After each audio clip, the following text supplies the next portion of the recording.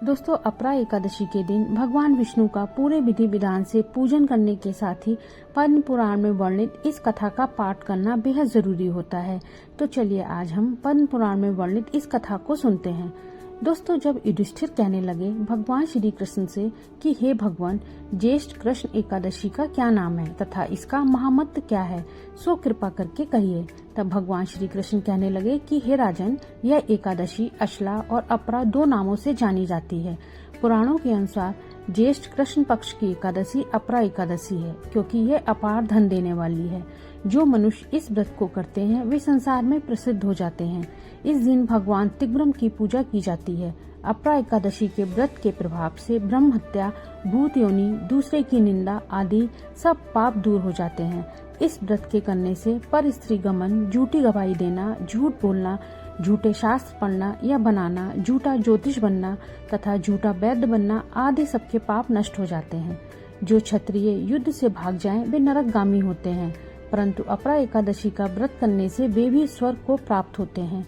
जो शिष्य गुरु से शिक्षा ग्रहण करते हैं फिर उनकी निंदा करते हैं वे अवश्य नरक में पड़ते हैं, मगर अपरा एकादशी का व्रत करने से वे भी इस पाप से मुक्त हो जाते हैं। जो फल तीनों पुष्कर में कार्तिक पूर्णिमा का स्नान करने से या गंगा तट पर पितरों को पुण्यदान करने से प्राप्त होता है, वही अपरा एकादशी का व्रत करने से भी प्राप्त होता है। मकर के सूर में प्रयागराज के स्नान से, शिवरात्रि का व्रत करने से, सिंह राशि के बृहस्पति में गोमती नदी के स्नान से, कुंभ में केदारनाथ के दर्शन, बद्रीनाथ के दर्शन, सूर्य ग्रहण से, कुरुक्षेत्र के स्नान से, स्वर्ण दान करने से अथवा अर्ध प्रसूता गोदान से भी फल मिलता है। वही फल हमें अपरा एकादशी के व्रत से मिलता है। यह व्रत पाप रूपी वृक्ष को काटने के लिए कुल्हाड़ी है, पाप रूपी ईंधन को जलाने के लिए अग्नि, पाप रूपी अंधकार को मिटाने के लिए सूर्य के समान, मृगों को मारने के लिए सिंह के समान है। अतः मनुष्यों को पाप से डरते हुए इस व्रत को अवश्य करना चाहिए।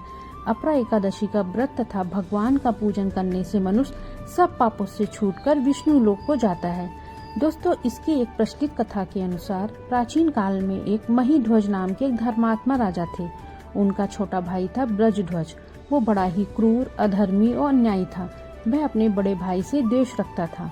उस पापी ने एक दिन रात्रि में अपने बड़े भाई की हत्या करके उनकी देह को एक जंगली पीपल के नीचे गाड़ दिया। इस अकाल मृत्यु से राजा प्रेत आत्मा के रूप में उसी पीपल पर रहने लगे और अनेक उत्पात करने लगे। एक दिन अचानक धौम नामक ऋषि उधर से गुजरे। उन्होंने प्रेत को देखा और अपने तपोबल से उसके अतीत को जान लिया। अपने तपोबल से प्रेत उत्पात का कारण समझा। तब ऋषि ने प्रसन्न होकर उस प्रेत को पीपल के पेड़ से उतारा और परलोक विद्या का उपदेश दिया। दयालु ऋषि ने राजा की प्रेत योनि से मुक्ति के लिए स्वयं ही अपरा एकादशी का व्रत किया और उसे अगति से छुड़ाने के लिए उसका पूर्ण प्रेत में अर्पित कर दिया। इस पूर्ण के प्रभाव से राजा की प्रेत योनि से मुक्ति हो गई और वह ऋषि को धन्यवाद देते हुए दिव्य देह धारण कर पुष्पक विमान में बैठकर स्वर्ग को चले गए। तो हे राजन, यह अपरा एकादशी की कथा मैंने लोक हित के लिए कही है। इसे पढ़ने अथवा सुनने से मनुष्यों के सब पाप छूट जाते हैं। तो दोस्तों, हमें भी अपरा एकादशी का व्रत जरूर करना चाहिए। तो बोलिए दोस्तों, जय श्री हरि, जय श्री कृष्ण।